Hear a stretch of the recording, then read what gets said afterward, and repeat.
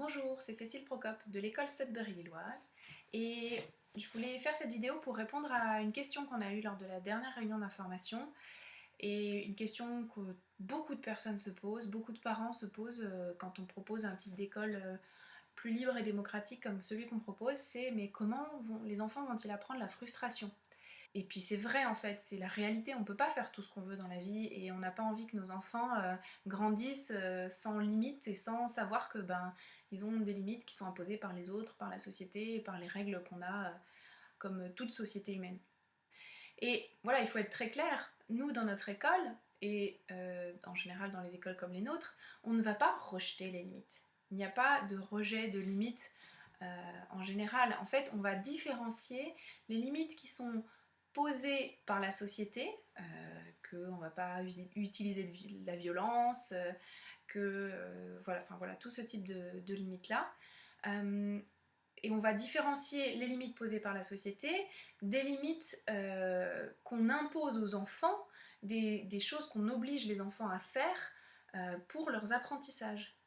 Un enfant qui décide de sa vie dans une école Sudbury, ça ne veut pas dire qu'il va faire tout ce qu'il veut du matériel ou qu'il va faire tout ce qu'il veut avec les autres. Et c'est bien là qu'on pose la différence. Donc les limites, il y en a beaucoup, des règles, il y en a beaucoup, d'autant plus que comme elles ne sont pas posées par une personne de manière arbitraire ou selon son bon vouloir, mais il y a beaucoup de choses qu'il va falloir formaliser en fait par le conseil d'école pour préciser les choses, parce que les règles sont toujours sujettes à interprétation et on ne va pas toujours les comprendre de la même manière. Et donc on va préciser les règles de plus en plus. À la Sudbury Valley School, par exemple, juste les règles des choses à suivre, c'est 20 pages. Voilà, donc une première chose, c'est pour dire on ne rejette pas totalement les limites, et le fait de mettre des règles, forcément, il y aura des frustrations. Il y aura un apprentissage de gérer son agressivité autrement qu'en tapant son copain. Il y aura aussi la réalité que quand on mange quelque part, il faut le laver derrière soi, il faut ranger son assiette, il faut nettoyer ses miettes. Quand on fait un dessin, après, il faut nettoyer ses pinceaux. Quand il y a quelqu'un qui utilise quelque chose qu'on veut, eh bien, il faut attendre que cette personne ait fini, ou alors trouver un compromis, ou discuter, etc., sans recourir à la violence. Et le quotidien de n'importe quelle personne, qu'il soit adulte ou enfant, même lorsqu'il peut décider de ce qu'il fait de ses journées, c'est-à-dire vous et moi en fait, on peut décider de ce qu'on fait de nos journées, mais il y a quand même plein de frustrations en fait, il y a énormément de frustrations parce que l'être humain, nous on part du principe que l'être humain a envie d'accomplir des choses, a envie de réaliser des choses, parce que c'est ça qui donne du sens à la vie. Et pour réaliser les choses, il faut essayer, il faut se tromper, et il faut persévérer, parce que très peu de choses viennent facilement dans la vie, et pour obtenir quelque chose qui a de la valeur, eh bien, il faut le faire avec du travail, avec de l'effort, et en se trompant et en devant réessayer, en étant persévérant. Et c'est ce qui se passe en fait pour les enfants qui décident de ce qu'ils font de leur vie, ils doivent persévérer, ils doivent travailler, ils doivent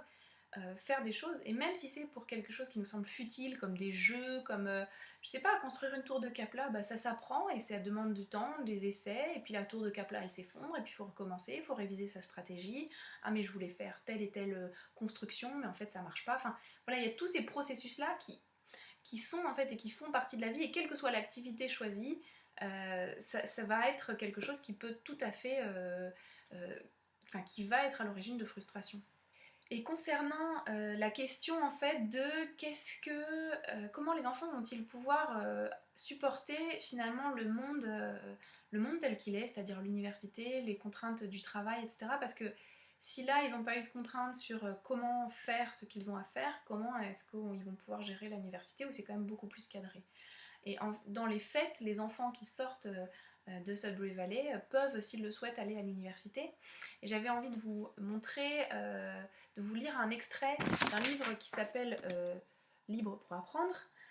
qui est écrit par Peter Gray, que je recommande vraiment à tous ceux qui sont intéressés par ce type d'école.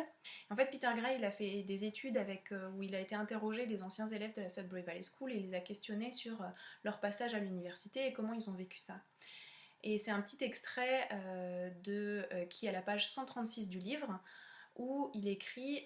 aucun des diplômés donc de la Sudbury Valley School ne se plaignait de difficultés à s'adapter au cadre formel que représente l'université ou l'emploi. Ceux que nous avons pu questionner à ce sujet au cours des entretiens ont expliqué à l'unisson que le choix de poursuivre leurs études ou d'exercer un métier particulier était le leur, qu'ils aimaient ce qu'ils faisaient et qu'ils étaient tout à fait en mesure d'accepter les règles que ces engagements impliquaient. Des individus qui avaient été en rébellion à l'égard du travail scolaire imposé lorsqu'ils n'avaient pas leur mot à dire, c'est-à-dire avant d'entrer à Sudbury Valley, acceptaient les contraintes de l'université et d'un emploi parce que cela procédait de leur choix. Ils soulignaient également qu'ils avaient ressenti davantage de liberté pendant chaque jour et chaque minute passée à l'université ou à exercer un métier qu'ils n'en avaient connu dans les écoles conventionnelles qu'ils avaient fréquentées. Donc ça illustre bien que les enfants et les adolescents, les jeunes adultes, lorsqu'ils font des choses qui procèdent vraiment de leur choix, de leur motivation, eh bien ils sont vraiment en capacité, comme tout être humain, de supporter des contraintes et les frustrations inhérentes à la poursuite de quelque chose qui fait sens et qui vraiment correspond à la poursuite dont il a envie. Voilà, j'espère que ça a pu répondre à vos questions, que vous pouviez vous poser sur la frustration. Évidemment, il y a encore plein d'autres choses à dire et tellement de choses à dire. Évidemment, en quelques minutes, on ne peut pas tout aborder, mais déjà avancer un petit peu dans la réflexion. Je vous dis à bientôt. Au revoir.